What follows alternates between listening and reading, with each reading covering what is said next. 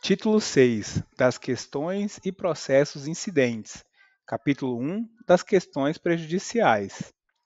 Se a decisão sobre a existência da infração depender da solução de controvérsia, que o juiz repute séria e fundada sobre o estado civil das pessoas, o curso da ação penal ficará suspenso até que no juízo civil seja a controvérsia dirimida por sentença passada em julgado, sem prejuízo, entretanto, da inquirição das testemunhas e de outras provas de natureza urgente. Se for o crime de ação pública, o Ministério Público, quando necessário, promoverá a ação civil ou prosseguirá na que tiver sido iniciada, com a citação dos interessados. Se o reconhecimento da existência da infração penal depender de decisão sobre questão diversa da prevista no artigo anterior, da competência do juízo civil, e se neste houver sido proposta ação para resolvê-la, o juiz criminal poderá, desde que essa questão seja de difícil solução e que não verse sobre direito cuja prova a lei civil limite, suspender o curso do processo após a inquirição das testemunhas e realização das outras provas de natureza urgente. O juiz marcará o prazo da suspensão, que poderá ser razoavelmente prorrogado se a demora não for imputável à parte. Expirado o prazo, sem que o juiz civil tenha proferido decisão, o juiz criminal fará prosseguir o processo, retomando sua competência para resolver de fato e de direito toda a matéria da acusação ou da defesa. Do despacho que denegar a suspensão, não caberá recurso. Suspenso o processo e tratando-se de crime de ação pública, incumbirá ao Ministério Público intervir imediatamente na causa civil, para o fim de promover-lhe o rápido andamento. A suspensão do curso da ação penal, nos casos dos artigos anteriores, será decretada pelo juiz, de ofício ou a requerimento das partes. Capítulo 2 das exceções. Poderão ser opostas as exceções de suspeição, incompetência de juízo, litispendência, ilegitimidade de parte e coisa julgada. A arguição de suspeição precederá a qualquer outra, salvo quando fundada em motivo superveniente.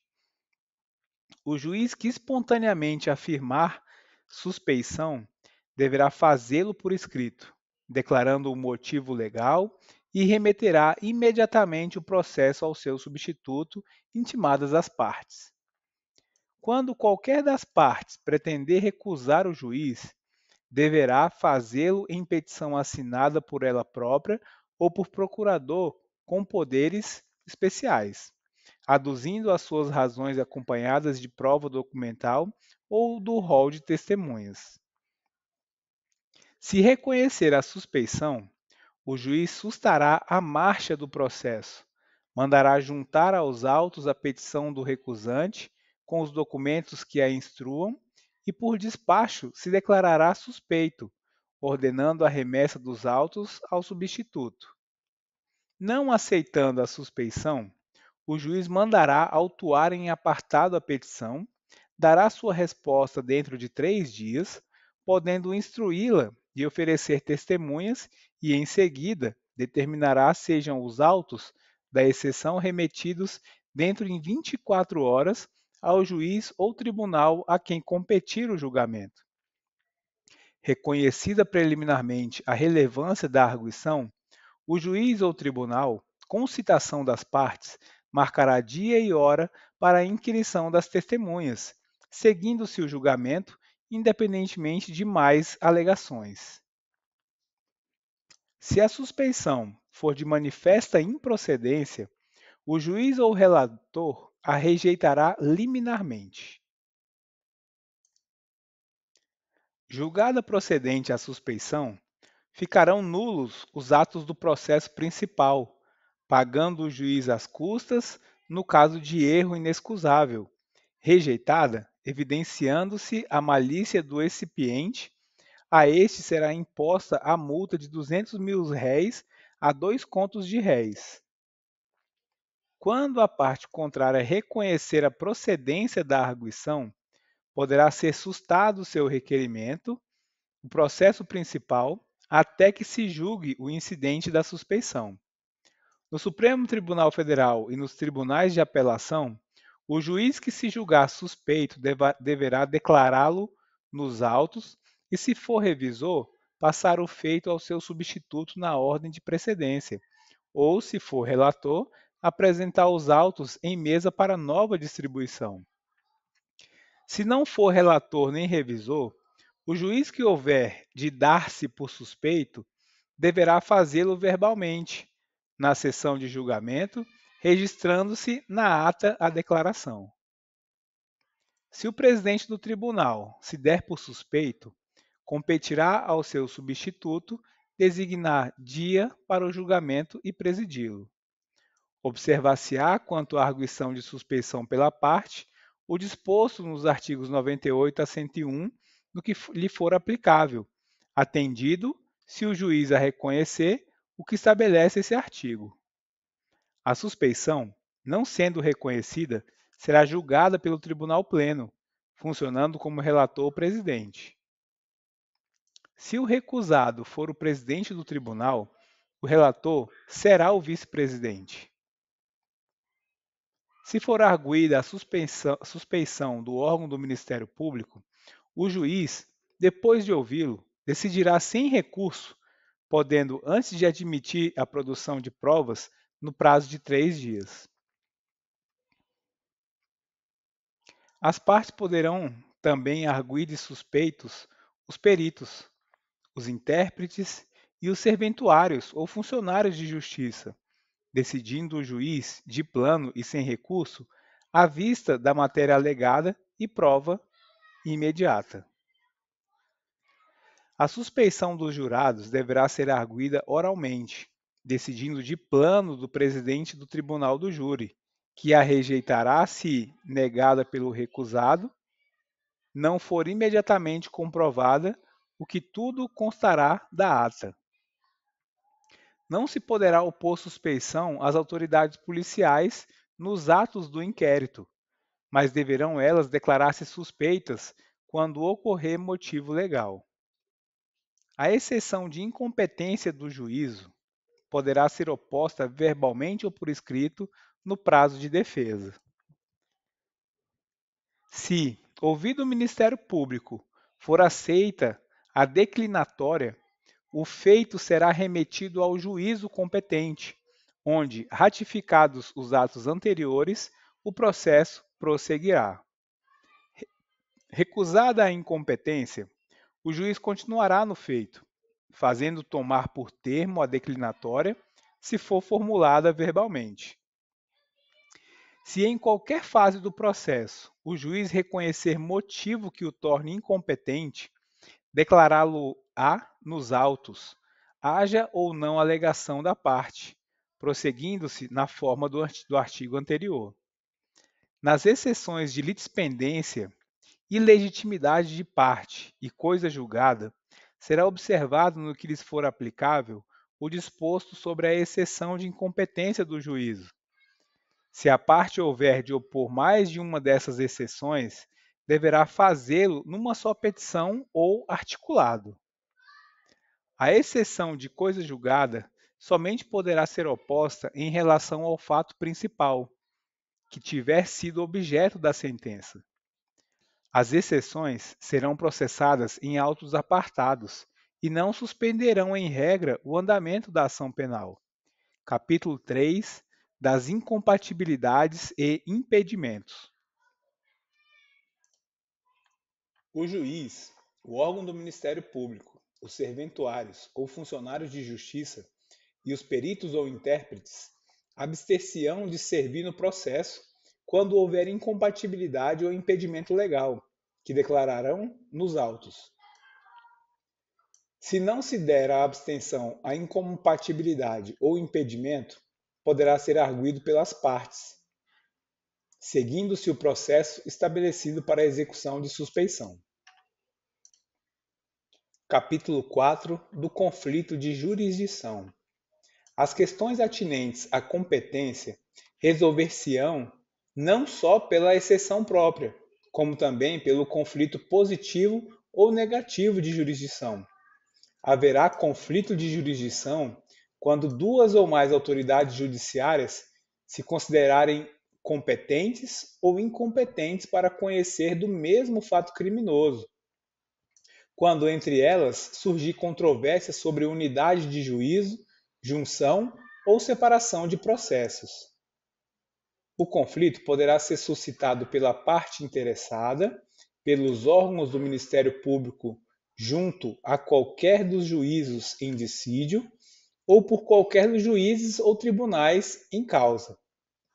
Os juízes e tribunais, sob a forma de representação, e a parte interessada, sob a de requerimento, darão parte escrita e circunstanciada do conflito perante o tribunal competente, expondo os fundamentos e juntando os documentos comprobatórios.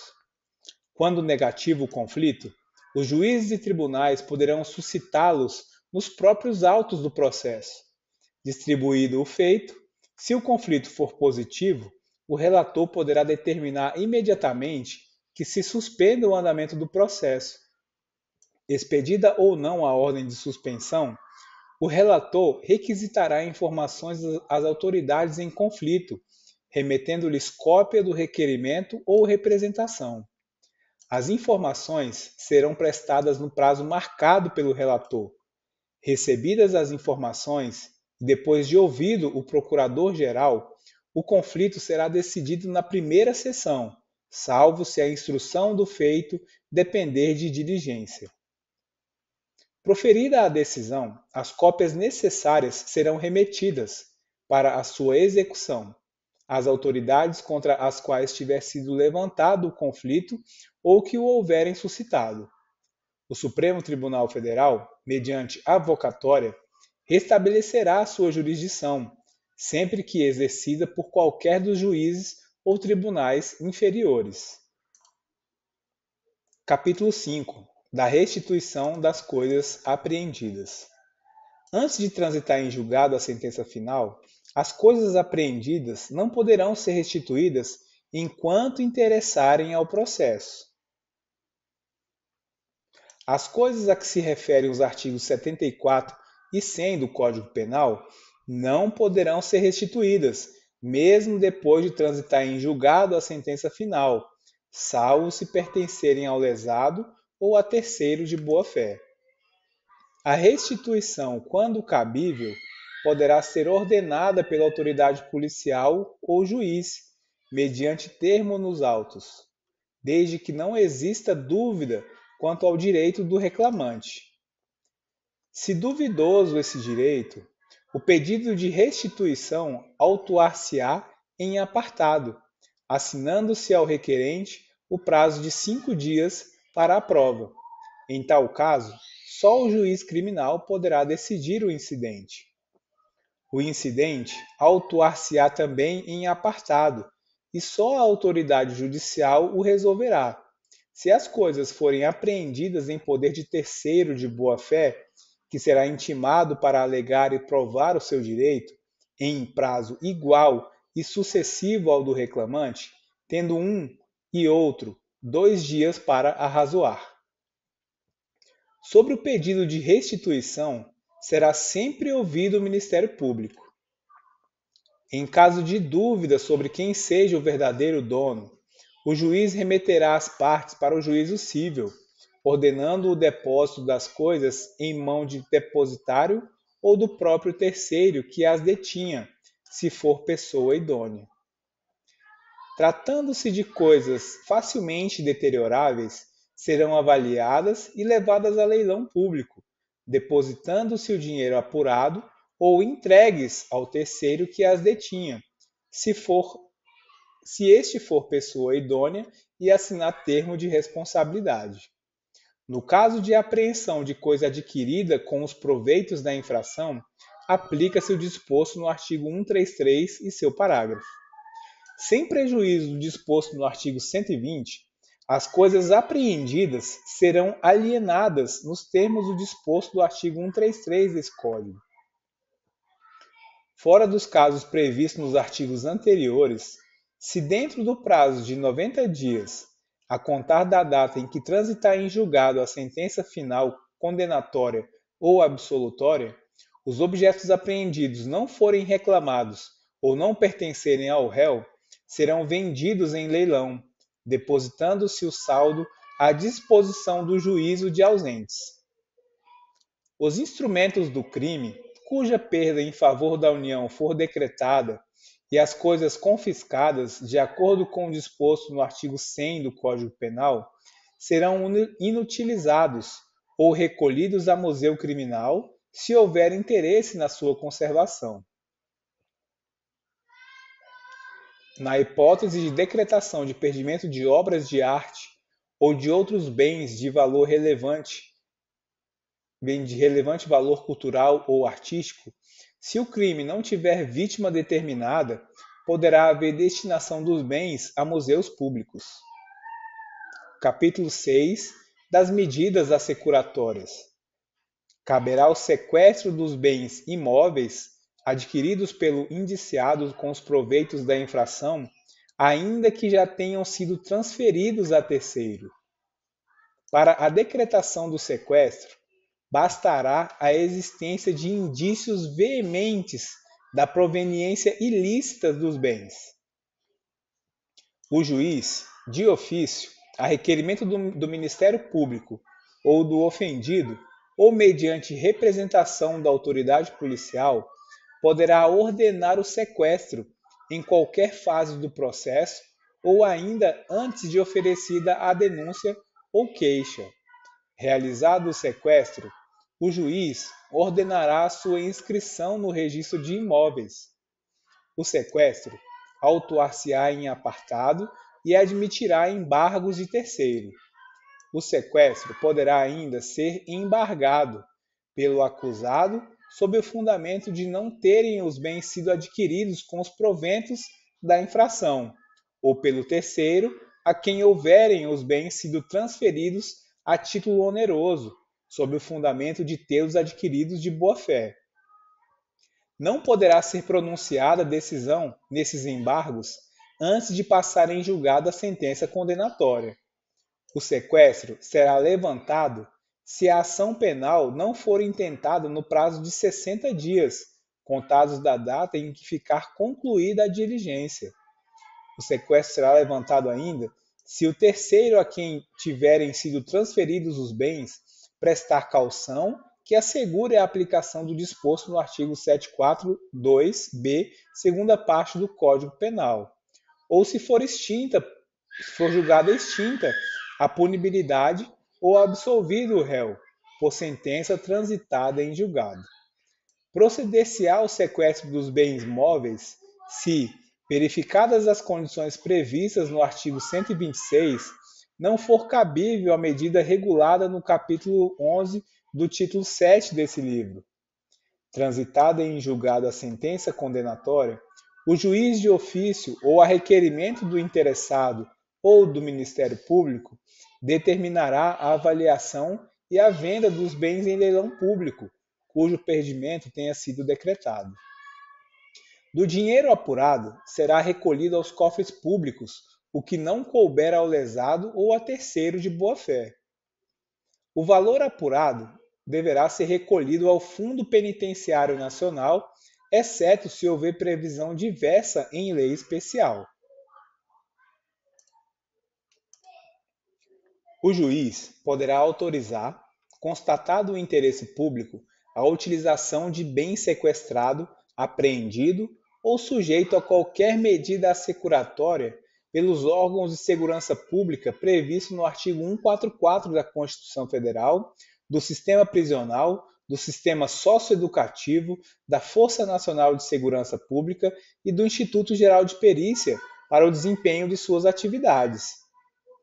O órgão de segurança pública participante das ações de investigação ou repressão da infração penal que ensejou a constrição do bem terá prioridade na sua utilização. Fora das hipóteses anteriores, demonstrado o interesse público, o juiz poderá autorizar o uso do bem pelos demais órgãos públicos. Se o bem a que se refere o caput desse artigo for veículo, embarcação ou aeronave, o juiz ordenará à autoridade de trânsito ou ao órgão de registro e controle a expedição de certificado provisório de registro e licenciamento em favor do órgão público beneficiário, o qual estará isento do pagamento de multas, encargos e tributos anteriores à disponibilização do bem para sua utilização, que deverão ser cobrados de seu responsável. Transitada em julgado a sentença penal condenatória com a decretação de perdimento dos bens, ressalvado o direito do lesado ou terceiro de boa-fé, o juiz poderá determinar a transferência definitiva da propriedade ao órgão público beneficiário ao qual foi custodiado o bem. A hipoteca legal sobre os imóveis do indiciado poderá ser requerida pelo ofendido em qualquer fase do processo, desde que haja certeza da infração e indícios suficientes da autoria. Pedida a especialização mediante requerimento, em que a parte estimará o valor da responsabilidade civil e designará e estimará o imóvel ou imóveis que terão de ficar especialmente hipotecados, o juiz mandará logo proceder ao arbitramento do valor da responsabilidade e à avaliação do imóvel ou imóveis. A petição será instruída com as provas ou indicações das provas em que se fundar a estimação da responsabilidade, com a relação dos imóveis que o responsável possuir, se outros tiver, além dos indicados no requerimento e com os documentos comprobatórios do domínio. O arbitramento do valor da responsabilidade e a avaliação dos imóveis designados far-se-ão por perito nomeado pelo juiz, onde não houver avaliador judicial, sendo-lhe facultada a consulta dos autos do processo respectivo. O juiz, ouvidas as partes, no prazo de 2 dias, que correrá em cartório, poderá corrigir o arbitramento do valor da responsabilidade, se lhe parecer excessivo ou deficiente. O juiz autorizará somente a inscrição da hipoteca do imóvel ou imóveis necessários à garantia da responsabilidade. O valor da responsabilidade será liquidado definitivamente após a condenação, podendo ser requerido novo arbitramento se qualquer das partes não se conformar com o arbitramento anterior à sentença condenatória.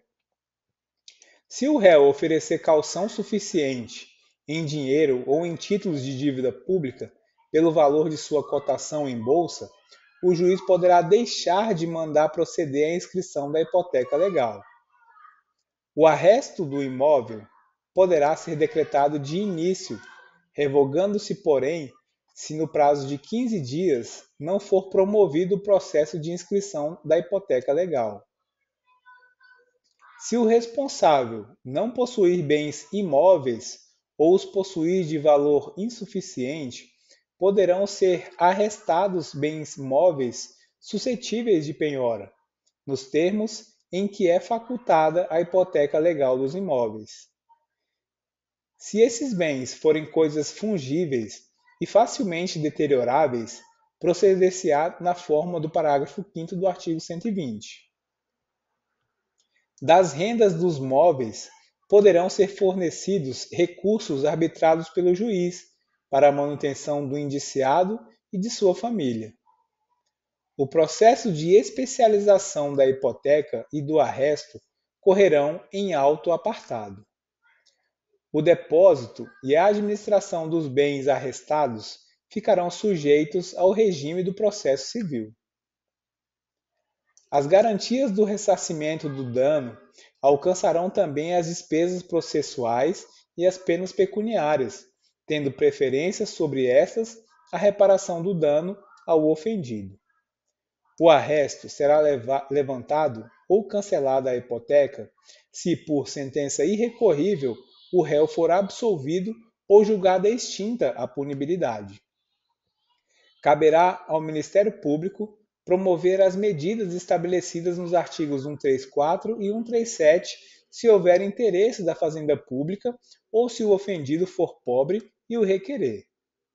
Passando em julgado a sentença condenatória, serão os autos de hipoteca ou arresto remetidos ao juiz do cível, artigo 63. Os interessados ou, nos casos do artigo 142, o Ministério Público poderão requerer no juízo cível contra o responsável civil as medidas previstas nos artigos 134, 136 e 137. O juiz determinará a alienação antecipada para a preservação do valor dos bens, sempre que estiverem sujeitos a qualquer grau de deterioração ou depreciação, ou quando houver dificuldade para sua manutenção. O leilão far-se-á preferencialmente por meio eletrônico.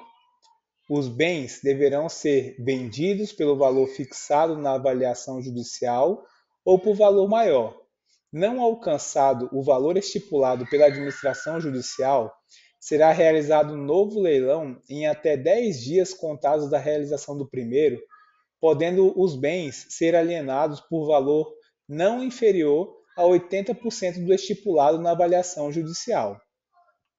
O produto da alienação ficará depositado em conta vinculada ao juízo até a decisão final do processo, procedendo-se à sua conversão em renda para a União, Estado ou Distrito Federal, no caso de condenação ou no caso de absolvição, a sua devolução ao acusado.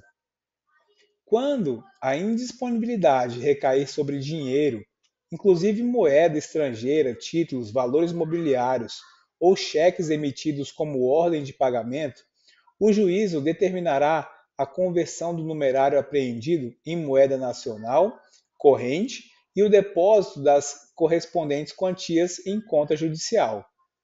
No caso da alienação de veículos, embarcações ou aeronaves, o juiz ordenará à autoridade de trânsito ou ao equivalente órgão de registro e controle a expedição de certificado de registro e licenciamento em favor do arrematante, ficando este livre do pagamento de multas, encargos e tributos anteriores, sem prejuízo de execução fiscal em relação ao antigo proprietário. O valor dos títulos da dívida pública, das ações das sociedades e dos títulos de crédito negociáveis em bolsa será o da cotação oficial do dia, provada por certidão ou publicação no órgão oficial. Capítulo 7. Do incidente de falsidade. Arguída por escrito a falsidade de documento constante dos autos, o juiz observará o seguinte processo: mandará autuar em apartado a impugnação e, em seguida, ouvirá a parte contrária, que no prazo de 48 horas oferecerá a resposta. Assinará o prazo de 3 dias, sucessivamente, a cada uma das partes, para a prova de suas alegações. Conclusos os autos, poderá ordenar as diligências que entender necessárias. Se reconhecida a falsidade por decisão irrecorrível, mandará desentranhar o documento e remetê-lo com os autos do processo incidente ao Ministério Público. A arguição de falsidade, feita por procurador, exige poderes especiais. O juiz poderá, de ofício, proceder à verificação da falsidade. Qualquer que seja a decisão, não fará coisa julgada em prejuízo de ulterior processo penal ou civil. Capítulo 8. Da insanidade mental do acusado. Quando houver dúvida sobre a integridade mental do acusado, o juiz ordenará de ofício ou a requerimento do Ministério Público, do defensor, do curador, do ascendente, descendente, irmão ou cônjuge do acusado, seja este submetido a exame médico legal.